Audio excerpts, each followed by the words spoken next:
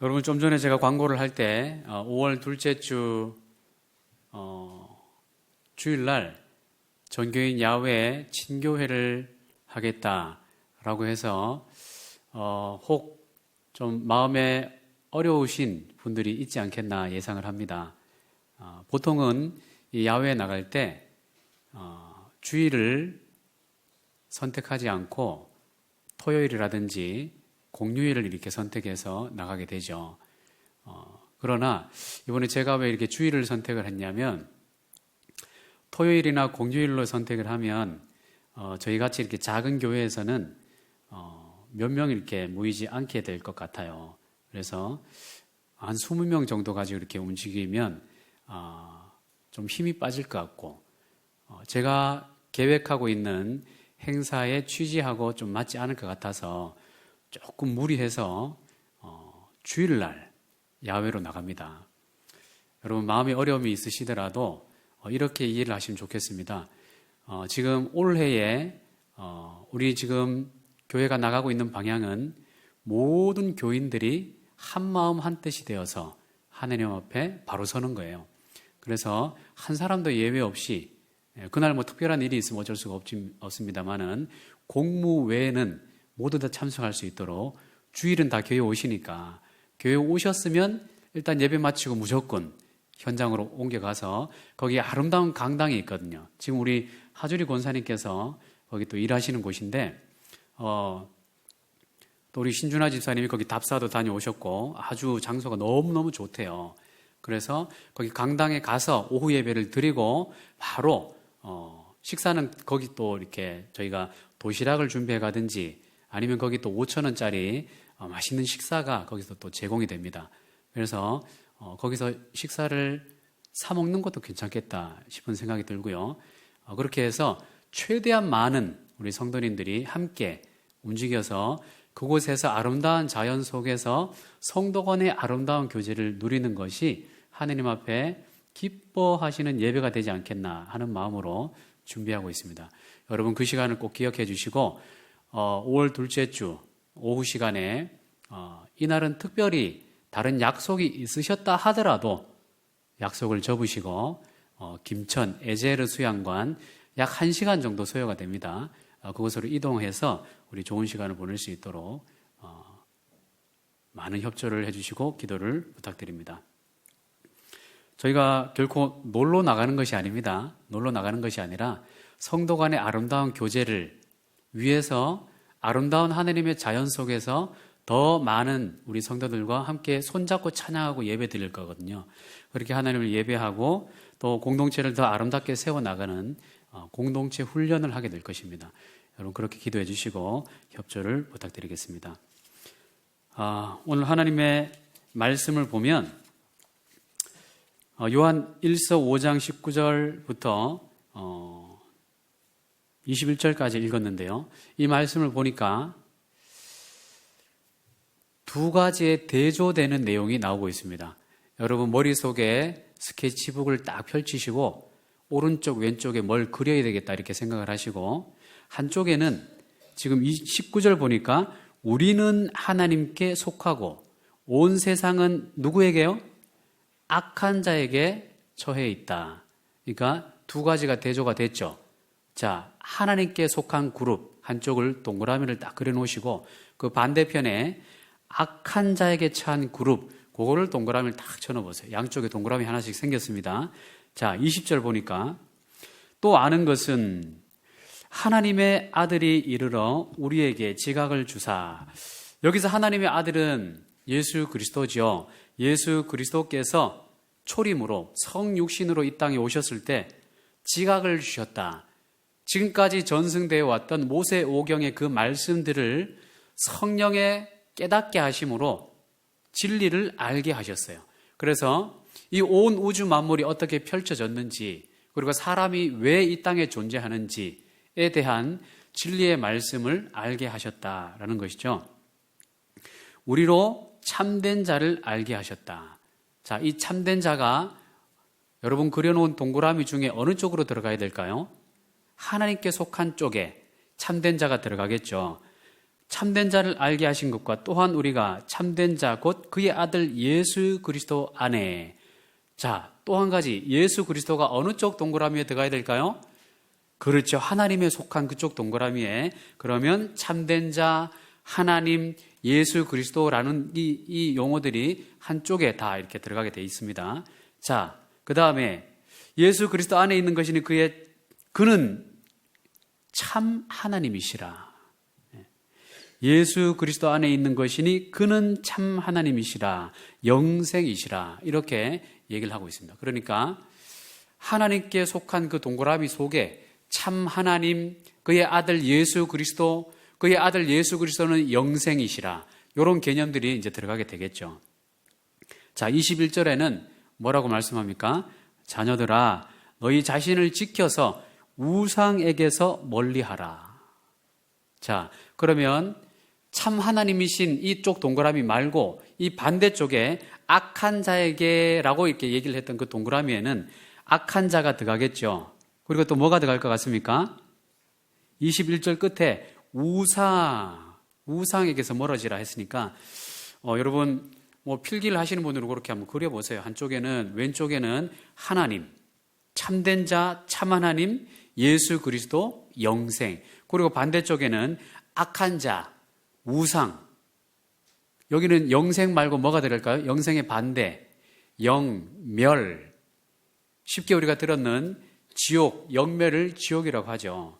예, 이렇게 오늘 요한 1서 5장 19절 말씀을 보니까 우리가 속해 있는 이 세상이 이렇게 두 가지로 나뉘어져 있다라는 것을 보여주고 있습니다. 자, 여러분, 우리가 눈으로 보고 있는 세상은 수많은 나라들이 펼쳐져 있죠. 예. 여러분, 우리 교회 홈페이지에 혹시 홈페이지 다 회원가입은 되셨나요? 예. 그 홈페이지에 들어가 보시면 제 설교를 들을 수 있는 창이 있습니다. 그 메뉴에 들어가시면 우리 김문식 집사님께서 지금 홈페이지 또 관리하고 이렇게 하고 있는데 어디서 찾으셨는지 제가 동신교회에 있을 때 특강을 했던 게 있어요. 그 특강을 이렇게 제일 먼저 올려놓으셨더라고요. 여러분 그 특강을 꼭 한번 들어보시기 바랍니다. 나름 인기 강좌였습니다.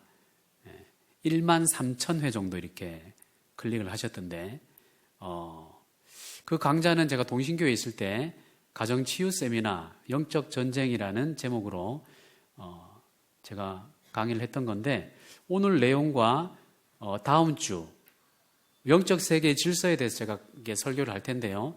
함께 들으시면 굉장히 도움이 되실 겁니다. 여러분 혹시 홈페이지로 들어가시는 게 좀 불편하시면 그냥 유튜브에 남태석 이렇게 치시면 제 설교가 좀 떠 있어요. 몇 개가. 그 중에 영적 전쟁 이렇게 남태석 영적 전쟁 치시면 그걸 또 들을 수가 있습니다. 꼭 들어보시면서 이번 설교를 같이 들으시면 큰 유익이 있을 겁니다. 자, 다시 돌아와서 두 가지의 영역. 지금 이 두 가지의 영역은 눈에 보이지 않는 영적인 세계의 지도예요. 눈에 보이는 영역에는 수많은 나라들이 펼쳐져 있지 않습니까? 우리 대한민국만 해도 우리가 살고 있는 한반도만 해도 몇 개의 나라가 있나요? 한반도에 2개의 나라가 있죠. 예, 2개의 나라가 있습니다. 저기 위에 북한과 남한 2개의 나라가 있죠. 그리고 전 세계에는 몇 개의 나라가 될까요? 전 세계에 몇 개 정도 나라가 있을까요? 눈에 보이는 이렇게 정식으로 등재되어 있는 나라 230개 정도, 근사치 정도 같습니다. 한 242개 정도가 정식 등록되어 있는 나라예요. 여러분 그러면 우리 대한민국에 이 전 세계 말고 대한민국에 몇 개국의 인종들이 들어와 있을까요? 여러분 여기 서대구 공단도 가보면 여러 나라의 사람들을 볼 수가 있잖아요. 여러분 캠퍼스에도 가면 계단의 영대 경대 캠퍼스에 가면 여기가 한국인지 중국인지 모를 정도로 중국 사람이 굉장히 많아요. 여기 성서공단만 가더라도 네팔 사람, 파키스탄 사람, 인도 사람 굉장히 많습니다. 몇 개국 정도가 우리나라 들어와 있을까요? 220개. 어이구야, 많이 잡으셨네. 220개. 여러분 생각은 어떠세요? 몇 개국 정도가 우리나라 들어와 있을 것 같아요? 유엔에 등재되어 있는 나라 수가 정확하진 않습니다만 제가 조사할 때 242개 정도 됐었거든요. 이 조사는 약 10년 됐습니다. 제가 외국인 사역할 때 조사했던 거니까. 그 당시에 지금은 또 이렇게 수치가 달라질 수 있어요. 이 정확한 수치는 출입국 관리소 홈페이지 들어가시면 나와 있고 통계청 홈페이지 들어가시면 항상 한 달마다 업데이트가 돼요. 우리나라에 얼마나 많은 외국인들이 들어와 있는지, 몇 개국이 들어와 있는지 그 리스트가 착 나와요. 제가 베트남인 사역을 할 때 그걸 조사를 했었는데 제가 깜짝 놀랐어요. 이 한반도 이 작은 나라에 북한을 제외하고 이 대한민국에 유엔에 등재되어 있는 242개 국가보다 더 많은 257개 국가가 들어와 있더라고요.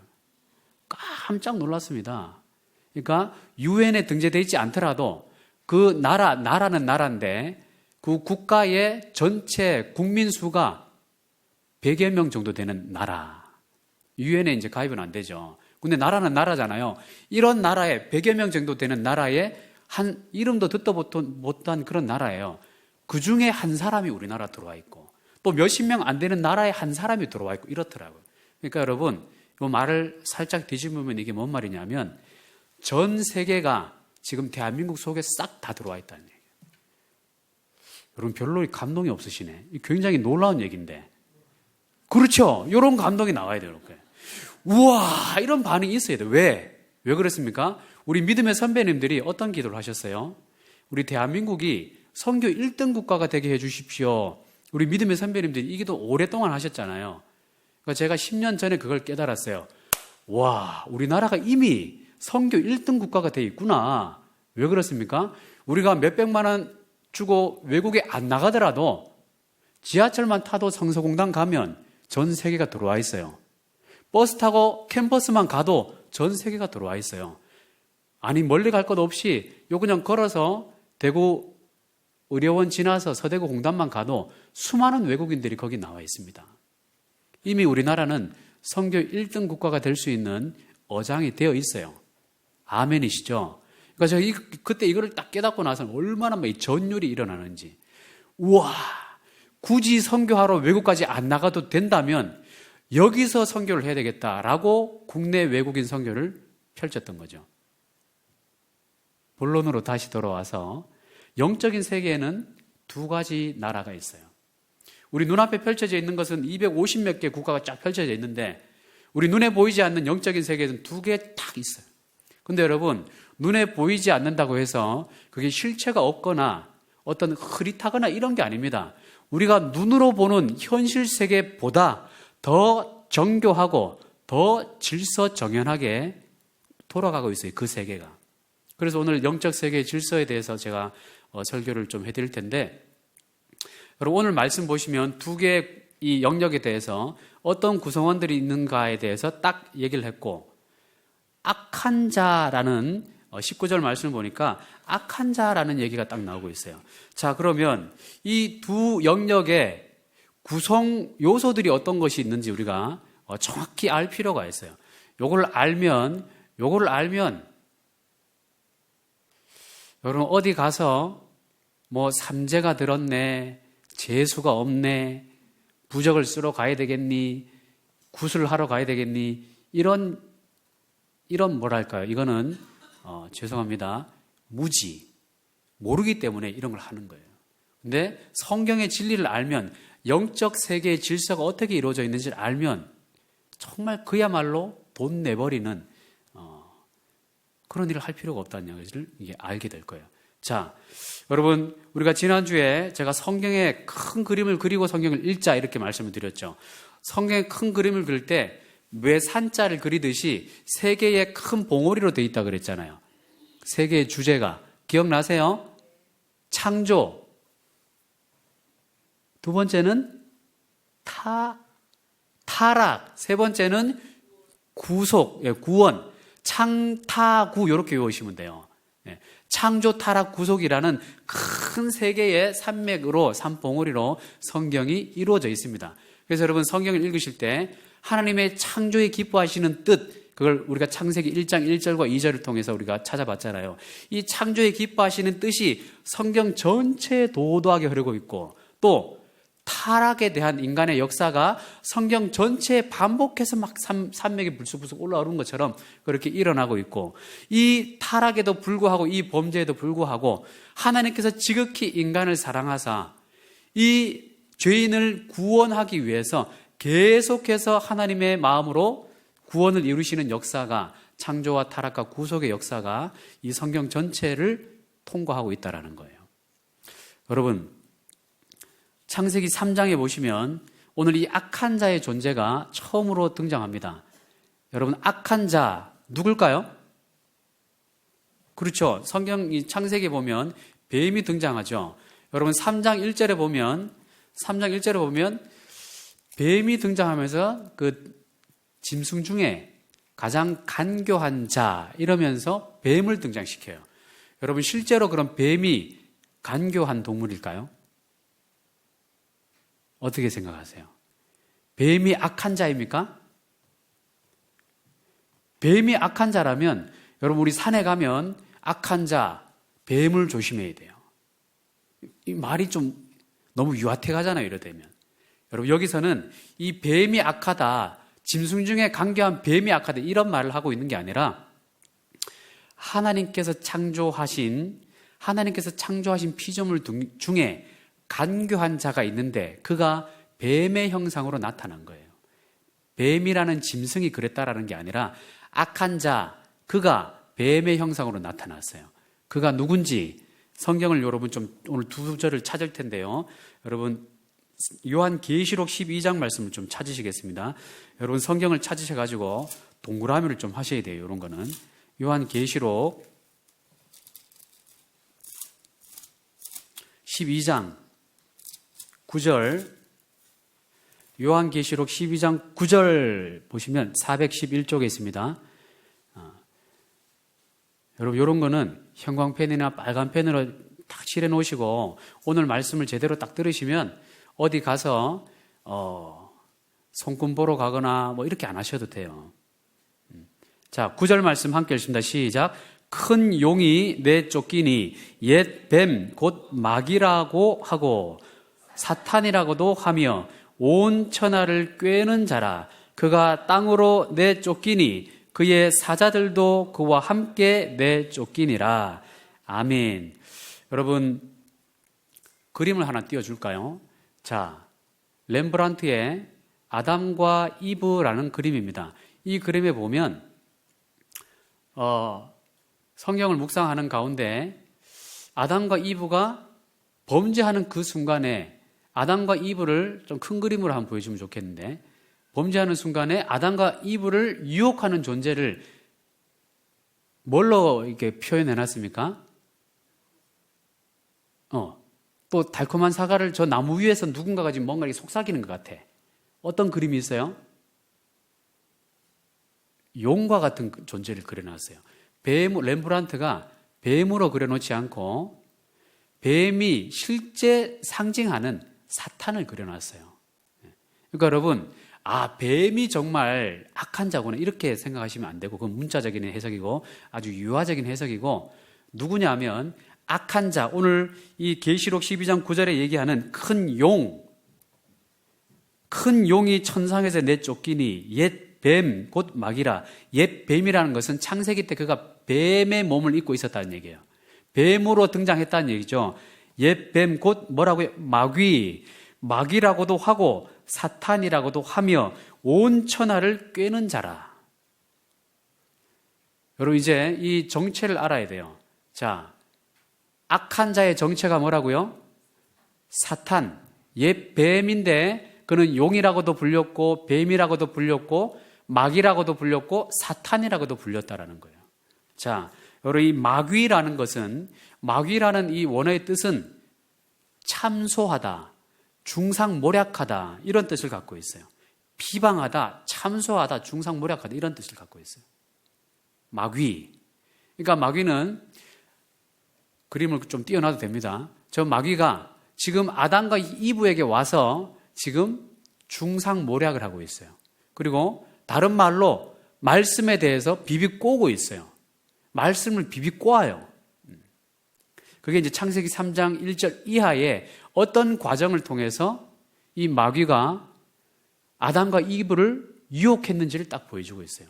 그러니까 여러분, 아담과 하와가 독자적으로, 스스로가 독자적으로 하나님 앞에 범죄하고 타락했는 것이 아니라 악한 자, 마귀라고도 불리고 큰 용이라고도 불리고 뱀이라고도 불렸던 그 사탄 마귀가 사람에게 악한 생각을 불어넣었다는 얘기예요. 자, 한 말씀을 더 찾겠습니다. 또 계시록입니다. 계시록 20장 2절 말씀. 계시록 20장 2절 말씀. 419페이지에 있습니다. 여러분 한 목소리를 읽어보겠습니다. 시작. 용을 잡으니 곧 옛 뱀이요 마귀요 사탄이라 잡아서 1000년 동안 결박하여 3절에는 무저갱에 그를 던져놓고 잠그고 봉인해서 1000년이 차도록 다시는 만국을 미혹하지 못하게 했다. 이런 말씀이 나옵니다. 여러분 오늘 이 계시록 12장 9절과 20장 2절 말씀을 보니까 우리 눈에 보이지 않는 두 가지 영역 중에 하나님의 영역 말고 악한 자가 공중의 권세를 잡고 있는 이 영역, 그쪽에 보면 그 우두머리가 큰 용이라고 불렸고 뱀이라고 불렸던 누구? 사탄, 마귀라는 거예요. 그리고 계시록 12장 9절 말씀을 보니까 그가 온 천하를 꿰고 있고, 에베소서 말씀을 보면 어둠의 공중 권세를 잡은 자, 그를 그렇게 지칭해요. 그러니까 이게 뭔 말이냐면 천상에서 그가 어느 시점에서 하나님 앞에 범죄합니다. 하나님을 대적합니다. 하나님을 대적해서 천상에서 이 땅으로 쫓겨내려와요. 이 땅에서 권세를 잡았다라는 얘기예요. 천상에서는 권세를 잡지 못해서 쫓겨나서 이 땅에서 그의 권세를 잡아가지고 어떤 일을 하느냐? 온 천하를 꿰는 일을 해요. 온 천하를 유혹하는 일을 해요. 그러니까 온 천하는 모든 하나님의 사람들. 그러니까 여러분 아셔야 될 게 하나님이 셀까요? 사탄이 셀까요? 사탄이 세지 않을까요? 하나님 눈에 보이지도 않는데. 여러분 부적을 왜 만들러 갑니까? 굿을 왜 하러 가요? 하나님 보이면 하나님이 더 세다면 하나님 앞에 나가는 게 상식이잖아요. 그런데 왜 굿하러 갑니까? 왜 이 부적수로 갑니까? 1000만 원, 2000만 원 주고? 하나님 눈에 안 보이니까. 근데 여러분 귀신은 눈에 보여요, 안 보여요? 예? 안 보이죠? 그런데 여러분 가끔 가다가 이 영적 세계 경계에서 왔다 갔다 하면서 영적 존재들을 보는 눈이 열릴 때가 있어요. 그런 얘기 못 들어봤어요? 한 번도 못 들어보신 것처럼 그렇게. 여러분 이런 얘기는 상당히 일반화된 얘기입니다. 그러니까 오히려 교회 다니는 성도들보다 교회 안 다니는 불신자들이 귀신의 존재는 더 확실하게 인정을 해요. 그렇잖아요. 그러니까 부적수로 다니고 구타로 다니고. 근데 성경은 뭐라고 하냐면 여러분 지금 상식적으로 말씀하셨다시피 하나님과 이 마귀는 수평대등한 관계가 아니에요. 마귀는 온 우주 만물을 하나님께서 창조할 때 함께 창조된 천상의 천사였어요. 천사. 자, 그런데 이 천사가 피조된 천사란 말이에요. 피조된 천사가 하나님 창조주하고 어떻게 대적이 됩니까? 게임 자체가 안 되죠. 싸움 자체가 안 돼요. 그러니까 하나님께서 처음 이 우주 만물을 창조하시고 처음부터 악하게 얘가 창조된 게 아니라 마귀로 창조된 게 아니라 선한 천사로 창조되어 있었어요. 그런데 어느 순간에 창세기 2장과 3장의 어느 그 순간에 천상의 어느 시점에 성경에는 기록이 안 돼 있지만 그걸 추리를 해보면 창세기 2장까지는 하나님께서 온 우주 만물을 창조하시고 보시기에 어땠더라? 좋았더라 하셨기 때문에 그때까지는 악한 자들이 없었어요. 천상이든 지상이든. 그런데 창세기 3장 1절에 누가 등장해요? 악한 자가 등장하잖아요. 그러니까 저 천상의 어느 시점인지 정확하게 딱 꼬집어 놓지는 않았지만 창세기 2장과 3장 사이에서 이 천상의 선한 천사들이 하나님을 수종 들고 있던 이 천사들이 그것을 거절하고 하나님을 대적해서 하나님께 심판받아서 무적행 떨어진 존재들이 있고 이 땅으로 떨어진 존재들이 있다는 얘기예요. 그때 12장 9절 말씀 보니까 그가 땅으로 내쫓기니 그의 사자들도 그와 함께 내쫓기니라. 그러니까 천사의 일련의 한 그룹이 함께 이 땅에 떨어졌다면 이 그룹을 악한 영이라고 해요. 악한 자들, 마귀, 사탄, 악한 자, 귀신. 여러분 성경은 분명히 귀신을 기록하고 있죠. 여러분 귀신이 있습니까? 없습니까? 귀신 없다라고 생각하시는 분. 귀신한테 한번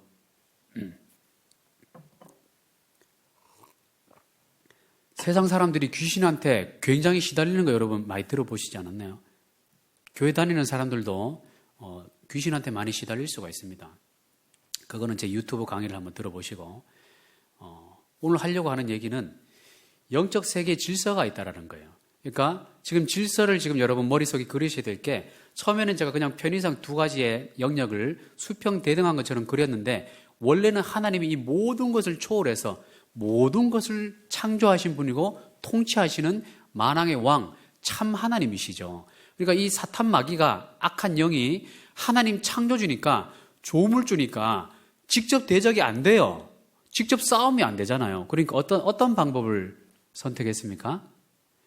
어둠의 공중권세를 잡아서 하나님께서 가장 사랑하시는 존재, 사람들을 공격하기 시작하는 거예요.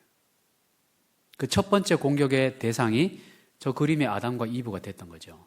첫 번째 타겟이었어요. 저 첫 번째 타겟이 당했습니다.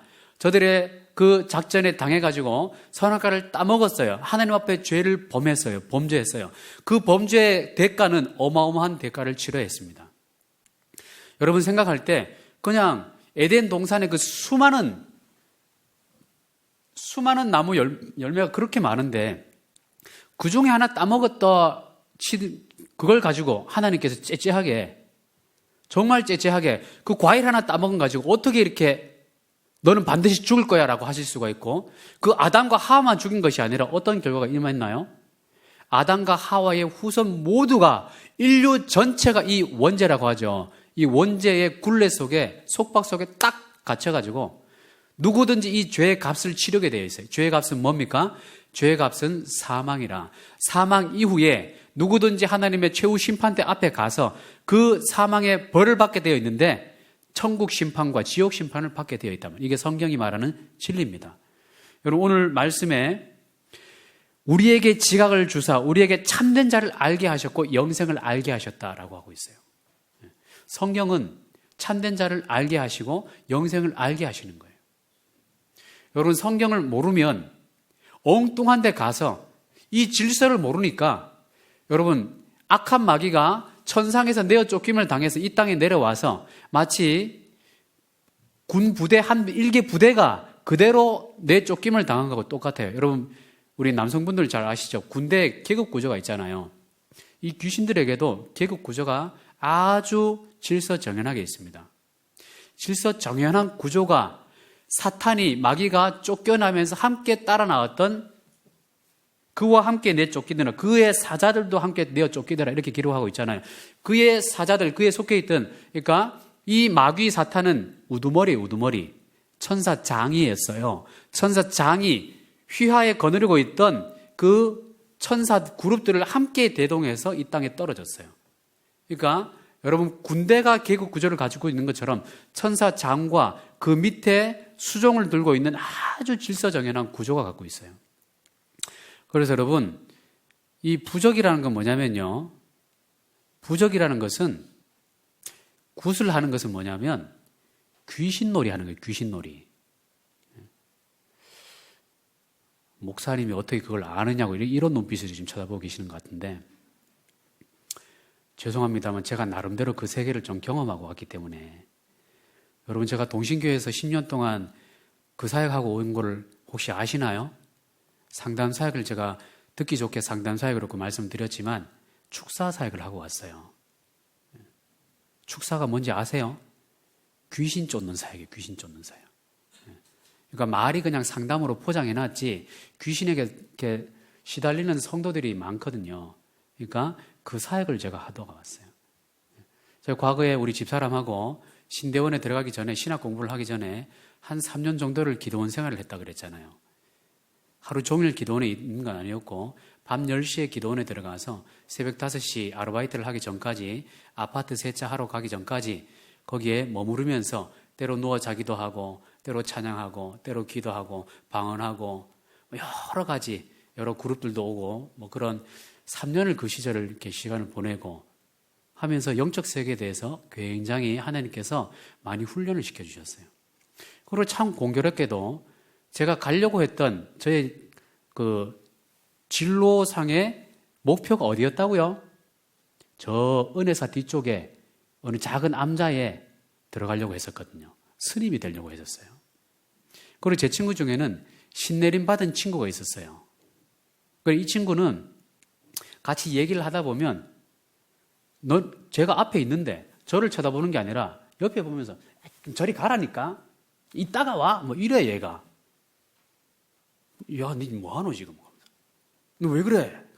그러면 얘가 신내림 받은 애거든요. 그러니까 얘에게 이 친구에게 내렸던 그 신, 세상 사람들이 하는 그 말로 신, 귀신이죠. 귀신이 딱 와가지고 여러 가지 정보를 주는 거죠. 그러니까 뭔 정보를 주냐? 그러니까 네가 과거에 어떻게 살았는지 다 나온다 지금. 너 관재수가 있네. 재수 없는 소리가 하면서. 손금만 보자. 손금은 뭐 이렇게 어디가 아프고 어디가 안 좋고 뭐 뭔 일이 있었고 귀신같이 맞추는 거예요. 왜? 귀신이니까. 여러분, 귀신은요 창세기 2장에서 지금 하나님께 대적했다가 그때부터는 이름이 귀신이 아니었어요. 대적하기 전에는. 그때 이름이 뭐라? 천사였어요. 천사. 천사였는데 하나님께 대적해서 마귀가 되었고 비방하는 자가 되었고 참소하는 자가 되었고 대적하는 자라 해서 마귀 사탄이라고 이름을 붙인 거예요. 이 마귀에게는 이름이 없어요. 악한 마귀 그냥 귀신 이렇게 통칭하는 것이 있지 루시퍼라고 하는데 그거는 잘못된 해석이죠. 그건 다음 주에 얘기하기로 하고 아무튼 이 사탄 마귀가 이렇게 떨어져 가지고는 이제 그의 일을 하고 있는데 어떤 일을 하냐면 처음부터 이 존재가 귀신이 아니었기 때문에 이제 이 악한 존재가 돼서 귀신이라고 불리면서 악한 일을 해요. 무슨 일을 해요? 하나님 앞에는 직접 공격이 안 되니까 얘의 목표는 하나야. 하나님과 똑같아지고 싶어요. 그게 창세기 3장 이하에 읽어보면 하와를 유혹하는 대사 속에서 그대로 나옵니다. 이거 먹으면 너희 눈이 밝아져서 하나님과 같아진다. 너희가 이거 먹으면 죽는다 그랬어? 어이구, 죽을지도 모르는데 아니야, 안 죽어. 이렇게 말씀을 살짝 바꿔요, 얘가. 그러면 사람이 거기에 혹 해가지고 그 마음속에 혹 하면서 이렇게 의심이 생기고 마음이 흔들리기 시작하고 하나님의 말씀에서 점점 멀어지면서 하나님이 금지해 놓은 그걸 딱 따먹어 보는 거예요. 그게 과일 하나가 중요한 게 아니고 하나님께서 금지해 놓은 그 명령이 있기 때문에 그건 절대 명령이었거든요. 과일 하나 값어치가 아니라 창조주 하나님, 만왕의 왕이신 무한하신 하나님께서 우리 피조물 인간에게 절대적으로 요거 하나만큼은 꼭 기억해라 라고 주신 명령이었기 때문에 이게 그렇게 중요한 명령이에요. 이게 무슨 의미가 있냐면 나는 창조주야, 너는 피조물이야, 이것만 기억해. 내가 왕이야, 너는 나의 피조물이야. 너를 만물의 영장으로 세워놨지만 그 위에 내가 있다라는 것만 기억하면 돼. 그게 선악과예요. 그 과일의 의미예요. 근데 사람이 사단의 이 유혹을 딱 받아가지고 그걸 똑 따먹어버렸잖아요. 그 죄에 대한 결과는 어떻게 됩니까? 아담에게는 하나님께서 딱 임하셔가지고 하와에게 먼저 딱 오셔요. 하와가 먼저 유혹을 받아서 그랬는지 모르겠습니다만은 하와에게 오셔서 3장 16절 창세기 3장 16절 너 왜 그랬어? 16절 이하 14, 12, 13, 14 이렇게 쭉 내려오면 물어봐요. 얘들아 너희 어딨니? 어디 숨었니? 우리가 부끄러워서 숨었습니다. 왜 숨었어? 누가 그랬어? 이러면서 이래 물어보고 대화를 하시잖아요. 그러면서 왜 그랬어? 도대체 왜 그래서 하지 말라 그랬는데 왜 그랬어? 라고 하면서 아담은 어떤 대답을 하나요? 하나님께서 하와부터죠. 하와는 어떤 대답을 해요? 뱀이 나를 꿰어서 내가 그걸 먹었다. 아담아, 너는 왜 그랬어? 아담이 뭐라 그래요? 하나님께서 내게 주신 저 여자 때문에 내가 먹었다. 그렇죠? 그러니까 죄가 딱 들어오면서부터 어떤 일이 생기기 시작하면 내 책임을 지려고 하지 않아요. 먹은 건 나잖아요. 먹은 건 난데, 결국 그것을 먹은 것은 난데 그 책임을 밖에 돌려. 옆에 있는 사람한테 돌리고 밖에 돌리고, 결국엔 이 핑계의 손가락이 누구를 향합니까? 하나님을 향하고 있어요. 하나님께서 주신 이 여자 때문에 내가 그걸 먹었잖아요. 하나님이 그랬잖아요. 하나님이.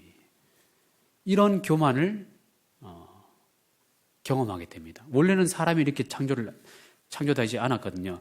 아담에게 하와에게 이런 대화를 하고 나서 그 핑계를 듣고 선고를 하죠. 하와에게 어떤 선고를 합니까? 창세기 3장 16절 보면 임신하는 고통을 크게 더하고 수고하고 자식을 낳을 것이다. 여러분, 어느 그 TV 프로그램을 보니까, 어느 프로그램인지 모르겠는데 정대세라는 요즘 대세 축구 선수가 있어요. 아세요? 정대세. 요즘 대세라던데. 정대세라는 분이 어떤 그 체험을 하는데 여자들 아기 낳는 그 체험을 할 수 있는 그 장치가 있나 봐요. 그래서 몸에다가 여러 센서를 붙여가지고 그게 무슨 전기 고문을 하는 건지 어떤 건지 모르겠는데 그걸 막 이 난이도를 자꾸 올려요. 빨간 쪽으로 자꾸 올리면 이 정대세 선수가, 운동선수니까 몸이 얼마나 건장해요. 축구선수인데. 이 건장한 선수가 그 침대에 누워가지고 이를 그냥 있는 대로 꽉 악물면서 으악! 소리를 지르고 막 진땀이 막 나오고 막 눈물 막 흘려. 남자가. 그러면서 그 아기 낳는 체험을 그렇게 시켜줘요. 죄송합니다만은 아기 낳는 그렇게 아파요? 우리 낳아보질 않아가지고. 말도 못하게 아프다 그러더라고요. 맞아요. 그러니까 원래는 이렇게 출산의 과정이 고통스럽고 아프지가 않았는데 하나님 앞에 범죄하고 나서 하나님께서 벌로 생명을 낳는 것이 얼마나, 생명을 지키는 것이 얼마나 고통스러운 건지 힘든 건지, 내가 너희의 생명을 완전히 죽여버리지 않고 진노로 끝내버리지 않고 그 생명을 내가 붙들고 있는 것이 얼마나 고통스러운 건지 알아라 라는 그런 벌을 주세요. 그러고 나서 수고하고 자식을 낳을 것이다 이렇게 얘기하고, 남편은 너를 원하고 남편은 너를 다스릴 것이다. 남편은 너를 원하고 하니까 이게 뭔가 좀 좋은 말 같죠. 그런 게 아니라 남편, 원래는 이 부부관계가 어땠어요? 내 뼈 중에 뼈, 살 중에 살, 당신은 나, 나는 당신, 당신 거는 내 거, 내 거도 내 거, 뭐 이런 관계였잖아요. 별로 이해가 안 되시나 보네. 아무튼 이게 아주 불가분해. 너와 나는 하나다. 이런 관계였거든요. 근데 이 관계가 깨진다는 거예요. 그 죄 때문에. 그래서 정말 같이 있으면 이신전심이라고 눈빛 하나만으로, 숨소리 하나만으로, 아, 내 피앙새가 지금 나에게 어떤 사랑의 고백을 하고 있구나. 아, 정말 사랑스러워라. 그 사뿐사뿐 걸어가는 그 발걸음에 그 지면을 밟는 그 주파수 소리를 들어보니 내 마음이 너무나 황홀해지는구나. 어떻게 이 여인을 더 사랑해 줄 수, 이런 막 이렇게 사랑 노래를 하던 존재들이 이제는 서로를 멀리하기 시작한 거예요. 서로를 멀리하고 짓 누르기 시작하고 서로를 막 쟁탈하기 시작하는 거예요. 권리 싸움을 하기 시작해요. 예? 그러면서 이 질서가 깨져버렸습니다. 그리고 아담에게 대해서는 어떤 선고를 내립니까? 창세기 3장 17절. 땅을 저주해버려요. 아담이 죄를 지었는데 땅이 저주가 돼요. 여러분, 우리 기존의 성도님들은 많이 들으셨으니까 좀 지루할 수 있는데 지금 새가족분들이 오셨기 때문에 제가 이 설교를 하는 겁니다. 필요한 설교이기 때문에. 여러분, 땅이 저주를 대신 받았어요. 사람이 저주를 받았는데.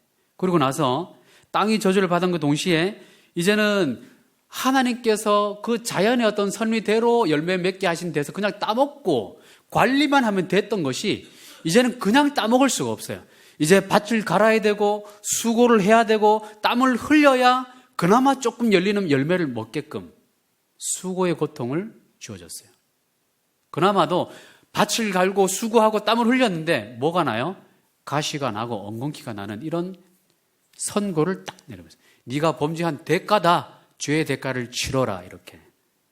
여러분, 근데 뱀에 대해서는 하나님께서 어떤 변론의 과정과 어떤 선고를 하셨는지 여러분 아세요? 에? 그렇죠. 차집사님 정확하게 알고 계시네. 맞아요. 이제 차집사님 지금 말씀하신 게 뭐냐면 뱀에 대한 선고를 정확하게 지금 말씀하셨어요. 그런데 여러분, 제가 지금 앞에서 설교를 할 때 아담과 하와는 하나님께서 네가 어디 숨었니? 하나님, 내가 이래서 숨었습니다. 왜 숨었니? 부끄러워서요. 뭐가 부끄러웠어? 대화를 했다 그랬죠. 서로 변론하는 과정을 겪었어요. 여러분, 변론하는 과정을 거친다는 건 이게 어떤 존재로 대우한다는 거예요? 사람을 인격적인 존재로 대우하고 있다는 거예요. 하나님께서. 그런데 악한 사탄 마귀에게는 변론하는 과정이 없어요. 그냥 선고. 너 왜 그랬어? 없어요. 너 이 벌 받아라. 천상에서도 하면 단번에 그냥 탁 무적행으로 쫓아내셨는데 지상에서 또 딱 걸려가지고 그냥 바로 그냥 망치로 깨버렸어요. 그러고 나서 창세기 3장 15절 최초의 복음, 뱀의 후손이 여자의 후손을 발꿈치를 상하게 할 것이고 여자의 후손은 뱀의 후손이 머리를 상하게 할 것이다. 이런 창세기 처음 나오는 복음을 들어보셨죠? 여러분, 제가 처음 교회 다니기 시작할 무렵에 제가 꿈 얘기 한번 해드렸었나요? 얼마 전에 우리 권사님께서 제 꿈을 꾸셨다고 했는데 저는 꿈에 뱀 꿈을 꿨어요. 뱀 꿈. 그러니까 제가 그 무렵이 어떤 무렵이었냐면 아까 처음 말씀드렸던 악한 자가 사로잡고 있던 요 영역에서 제가 살고 있었거든요. 그러다가 이제 하나님께서 통치하시는 그 영역으로 넘어오려고 하는 딱 그 무렵이었어요. 그 무렵에 이제 제가 꿈을 꾸는데 어떤 꿈을 꿨냐면 아직도 너무너무 생생해. 눈앞에서 딱 보고 있는 것처럼. 제 몸을 우리 옛날 어르신들 왜 집 지붕에 왜 커다란 구렁이가 있다 그러잖아요. 한 번씩. 커다란 이 뱀 정도가 아닌 커다란 구렁이에서 아나콘다 같은 이따만한 몸통이 아나콘다 같은 그런 이 구렁이가 제 몸을 칭칭칭칭 감아가지고 그 뱀 대가리가 뱀은 대가리라 그러죠. 뱀 대가리가 제 옆에 어깨에 탁 이렇게 있는 거예요. 징그럽죠? 무섭죠? 근데 그 순간이 꿈을 꾸고 있는데 전혀 무섭지도 징그럽지도 않은 거예요. 너무 편해 이게. 아, 좋다. 뱀이 너무 친숙한 거죠, 저한테. 그런데 어느 순간 뱀이 편안하게 잘 자고 있다가 야가 안겨 있다가 갑자기 대가를 치켜들더니 나를 막 삼키려고 와! 뭐 이러는 거예요, 얘가. 그래서 깜짝 놀라. 야가 미쳤나? 잘 있다가 왜 그래? 하니까 얘가 하는 말이 네가 날 배신하고 네가 날 배신하고 이쪽으로 넘어가려고 죽여버리겠다 하면서 그러니까 제가 이 비몽사몽간의 그 환상을 보고 있으니까 이 비몽사몽간의 환상을 볼 때 몸에 어떤 증상이 나타나는지 알죠? 꿈속에서는 소리를 막 질러. 근데 밖에서는 소리가 안 나와요. 뭐 이러면서 막 진땀을 흘리고 있는 거죠. 그러니까 이게 막 삼키려고 하고 있으니까 이거 어떻게 해야 돼? 그때 이제 저의 이제 천사가 옆에 있었잖아요. 저의 마태께서 위험한 순간에 예수님의 이름을 불러라. 그러면 그가 구원해 줄 거다. 그 이름을 불러서 예수님 도와주세요. 예수님 도와주세요. 말이 안 나오니까 했는데 예수님의 손이 그때 딱 등장을 해요. 참 신기한 게 제가 본 거니까 말씀을 드릴게요. 참 신기한 게 저는 나중에 꿈을 깨고 나서 예수님이 좀 더 멋지게 등장하셔가지고 뱀을 딱 잡아가지고 나와 이래가지고 팍 뜯어버리고 얼마나 영웅적이에요. 멋지잖아요. 근데 예수님은 그렇게 안 하시더라고요. 예수님이 그때 얼굴이 등장한 게 아니라 예수님의 손이 등장하셨어요. 예수님의 손에 가위가 들려 있었어요. 가위가 들려가지고 이 아가 막 이러고 요를 촥 팍 찍으시더라고. 그러니까 반쯤 날아가 버렸어요, 이게. 반쯤 날아가지고 몸에 힘이 쫙 빠져가지고 제 몸에 칭칭 가고 있는 걸 쫙 풀려서 이게 딱 떨어졌어요. 그러면서 이제 몸뚱아리를 몸을 이렇게 막 치면서 제가 한 번 맞는 거죠. 그러니까 그때 그 꿈이 너무너무 생생해요. 그 꿈을 꾸면서 제가 꿈과 동시에 얘가 지금 날 놓치기 싫어가지고 발악을 하는구나. 확실하게 넘어가야 되겠다. 확실하게 넘어가야 되겠다. 그러고 나서 정말 제대로 된 신앙생활을 할 무렵이었거든요. 확실한 신앙 고백을 했어요. 확실하게 신앙 고백하면서 나와 내 집은 여호와만 섬기겠노라 라고 신앙 고백을 하고 하나님을 철저하게, 하나님은 내가 잘 모르겠지만 참 하나님이십니다. 하나님 우주 만물을 창조하셨던 거 내가 못 봤기 때문에 잘 모르겠지만 그거 인정하겠습니다. 성경의 말씀이 옛날에는 그냥 그리스 로마 신화라고 제가 여겼었는데, 이솝우화처럼 그렇게 여겼었는데, 하나님의 진리의 말씀으로 제가 인정하겠습니다라고 딱 그 자리에서 인정하고 신앙생활을 똑부러지게 하기 시작했어요. 그때부터 이 영적인 존재들, 악한 영들이 저를 함부로 하지 못하더라고요. 사실은 어느 날은 자다가 왜 딱 그 순간에 꿈꾸는 순간에 있잖아요. 비몽사몽, 새벽녘에 비몽사몽. 창문을 열었는데 창문에 이제 커튼이 휙 올라 천정까지 내리죠. 천정까지. 아니, 바람이 아무리 세게 불어도 천정까지 커튼이 날아갈 일이 있습니까? 보면서도 이상한 거죠. 바람이 저렇게 세게 안 부는데 어떻게 이 천정까지 저게 되지? 하고 있는데 제가 옆으로 딱 들썩이고 있는데, 요거는 그만해야 되겠어요, 이제. 요거는 그만하고 너무 길어질 것 같으니까. 하여튼 그때 들어와서 저한테 들락날락했어요.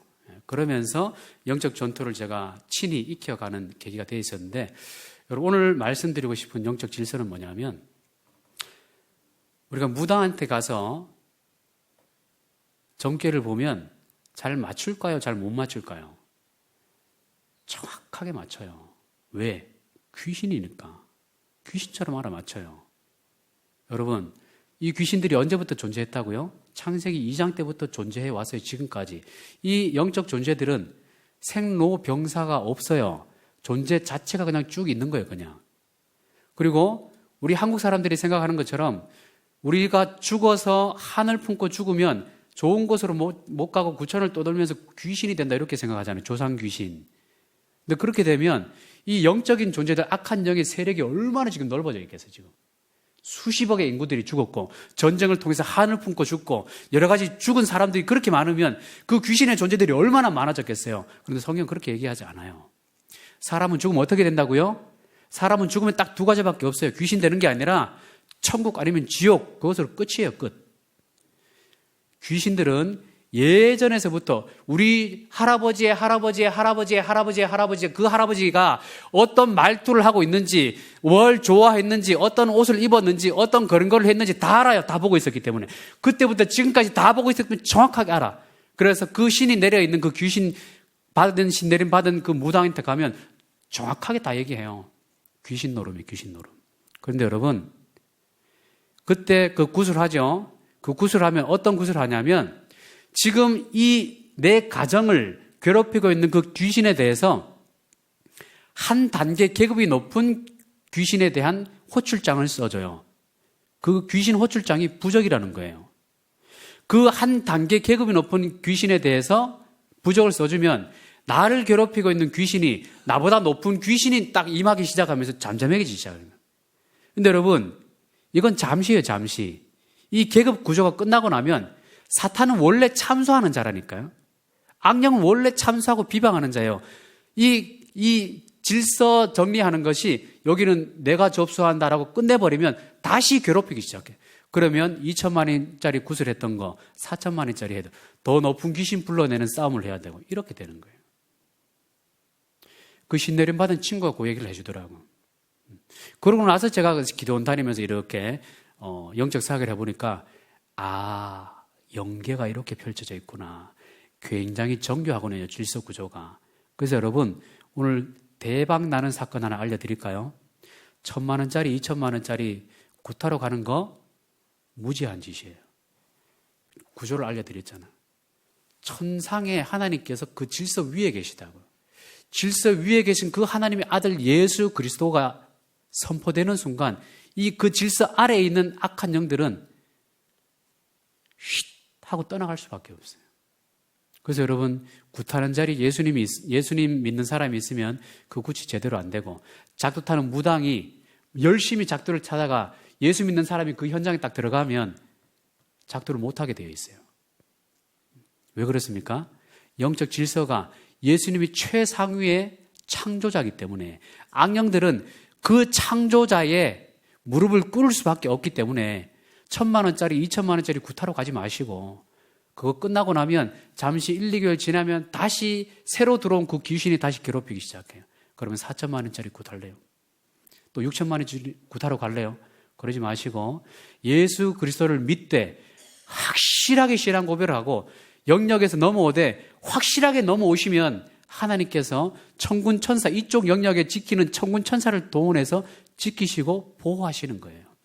여러분, 이런 영적인 질서를 잘 아시고 우리가 어떻게 해야 됩니까? 확실하게 신앙 고백을 하시면 돼요.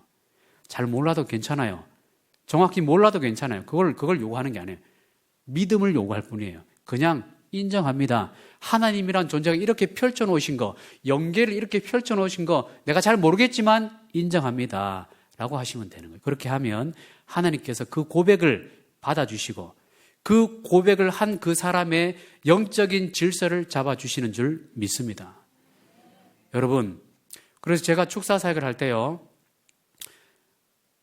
짐작을 한번 해보실래요? 축사 사역을 어떻게 했을 것 같아요? 제가 굉장히 스마트하고 핸섬하게 생긴 제가 축사 사역을 할 때 왜 더러운 귀신아 떠나가라 이렇게 했을 것 같죠? 그렇게 할 필요가 없어요. 영역을, 질서만 알면 사람의 목청을 그렇게 돋을 필요가 없어요. 그거는 내 힘을 과시하겠다. 사람의 힘이 뭐가 있나요? 타락한 사람이. 이 질서만 알면, 질서 상위에 있는 진리를 알게 해주면 그 진리를 받아들이는 순간 진리를 알지니 진리가 자유롭게 한다.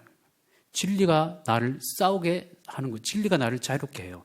정말로. 그래서 성경 말씀을 가지고 요 말씀이 집사님의 가정에 요런 의미가 있는데 삶에 요런 일이 있었죠. 이 말씀은 이렇게 얘기하고 있습니다. 이 말씀 어떻게 생각하세요? 말씀 받아들이실 수 있겠습니까? 말씀 믿을 수 있겠습니까? 이 말씀대로 살 수 있겠습니까? 말씀대로 살 수 있다면 이 말씀대로 예배적인 삶을 살 수 있겠습니까? 예배적인 삶을 사는 순간에 저는 따로 가서 축사를 안 해도 그 성도의 예배의 삶을 통해서 귀신이 떠나가게 되어 있는 거예요. 요게 축사의 하이라이트입니다. 여러분이 되게 천기를 제가 지금 누설을 했는데 별로 놀라질 않으시네. 경험을 안 해보셔가지고 여러분들. 여러분 이 싸움은 근데 굉장히 치열한 싸움이에요. 여러분 말씀 전했다고 그걸 다 받아들이나요? 다 이해하나요? 귀신에 세게 놀려있는 사람은 성경 못 읽어요. 제가 동신교회 있을 때 그 처음 축사 사역을 할 때는 예배상을 뒤집어 엎고 성경 던지고 욕하고 난리가 났었어요. 장정 3명, 4명이 가서 눌러도 여잔데 60대 다 돼가는 여잔데 다 나가 떨어지고. 귀신의 악한 영은 이렇게 세요. 쉬운 게 아니에요. 진리 대결을 하는 것은 쉬운 게 아니에요. 그냥 안수해서 나사렛 예수 그리스도 이름을 명하노니 악한 사단아 떠나라. 아주 초급, 아주 유치한, 별 힘도 안 드는 이걸 가지고는 악한 사단이 다시 떠났다가 청소된 걸 보고 다시 와요. 내 안에 진리가 자리 잡아야 되는 거예요. 진리가. 확실한 신앙 고백이 자리 잡아야 되는 거예요. 그건 누가 해줄 수 있는 게 아니에요. 지금 이 순간에 눈을 한번 감아 보시겠습니까? 여러분 이 시간에 오늘 우리 새가족들 많이 와 있습니다. 우리 새가족들에게 제가 사실은 지금 설교의 순서를 좀 틀어서 일부러 지금 이쪽으로 다시 왔어요. 우리 새가족분들에게 이 설교가 지금 꼭 필요하기 때문에.